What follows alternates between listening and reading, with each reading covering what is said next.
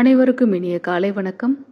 மார்கழி மாதம் 25ஆம் நாள், திருப்பாவை 25ஆம் பாடல். ஒருத்தி மகனாய் பிறந்து ஓரிரவில் ஒருத்தி மகனாய் ஒளிந்து வளர தருக்கிலானாகி தான் தீங்கு நினைத்த கருத்தை பிழைப்பித்து கஞ்சன் வயிற்றில் நெருப்பென நின்ற நெடுமாலே உன்னை அறுத்தித்து வந்தோ பறை தருதியாகில் திருத்தக்க செல்வமும் சேவகமும் யாம் பாடி வருத்த